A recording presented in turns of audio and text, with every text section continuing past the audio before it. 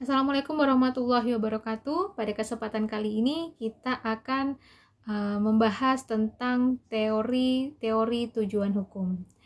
Nah, sama seperti definisi hukum, banyak sekali ilmuwan hukum, para ahli hukum yang memberikan pendapatnya tentang tujuan hukum.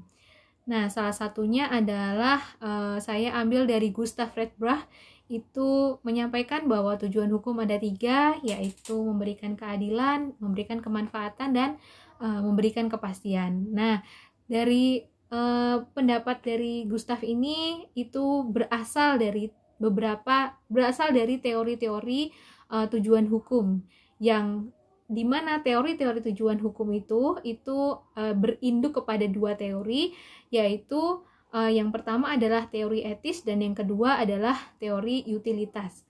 Nah, teori etis ini dicetuskan oleh Aristoteles, yang mana Aristoteles ini menyatakan bahwa hukum itu adalah bertujuan untuk mewujudkan keadilan. Nah, yang dimaksud dengan keadilan itu sendiri itu adalah bahwa memberikan kepada setiap orang apa yang menjadi bagian dan haknya. Nah, di sini keadilan itu ada 2 macam, yaitu yang pertama keadilan distributif dan yang kedua keadilan komutatif.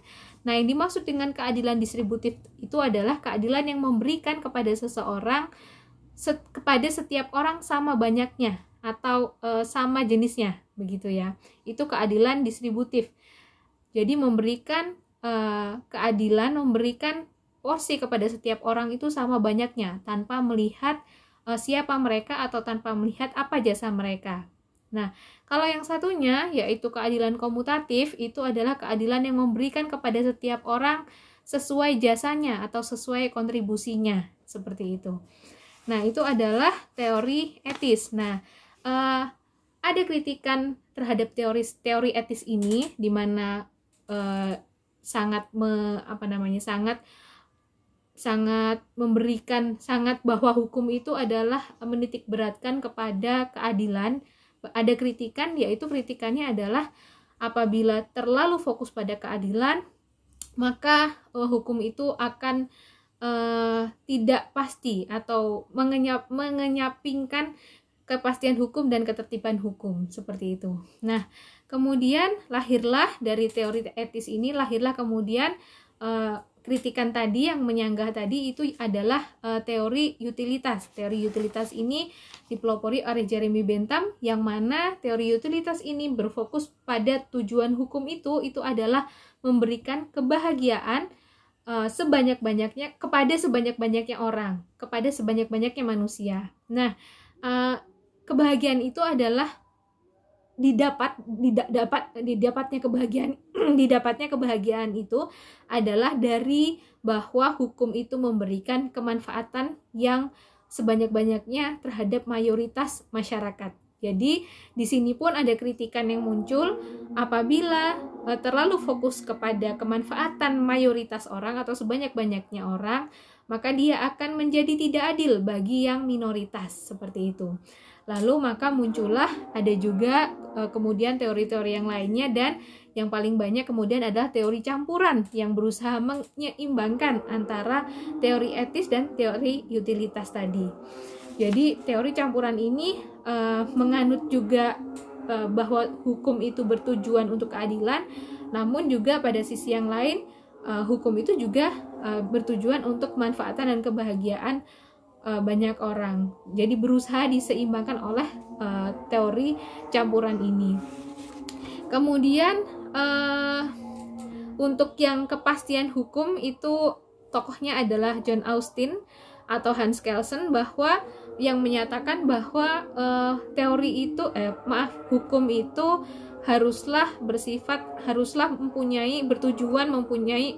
bertujuan untuk kepastian hukum, untuk memberikan yang ujung-ujungnya kemudian untuk membuat ketertiban hukum, gitu, ketertiban dalam masyarakat itu sendiri. Jadi hukum itu harus pasti, di mana apabila dalam suatu peraturan itu tekstualnya itu kemudian menyatakan bahwa melanggar misalnya pasal 362 KUHP, melakukan pencurian, maka hukumannya penjara, misalnya seperti hukumannya penjara 5 tahun, misalnya seperti itu. Nah, maka itu haruslah ditegakkan tanpa melihat siapa pencuri itu, tanpa melihat kenapa dia mencuri dan apa yang dicurinya, seperti itu. Jadi itu adalah kepastian hukum. Maka di sini juga mengenyampingkan akhirnya keadilan hukum, seperti itu. Jadi menurut Gustav bahwa tadi tujuan hukum keadilan, kepastian, dan kemanfaatan tadi itu tidak bisa ditegakkan atau tidak bisa dicapai secara bersama-sama.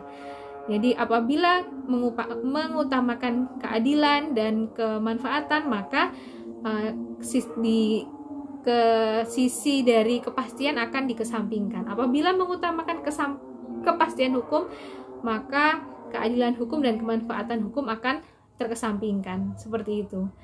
Jadi sebagai kesimpulan bahwa tujuan hukum itu ada banyak pendapat, tetapi bisa dirangkum menjadi 3 dari tujuan hukum itu adalah memberikan keadilan, memberikan kemanfaatan atau kebahagiaan atau kesejahteraan, dan yang ketiga memberikan kepastian hukum atau ketertiban hukum.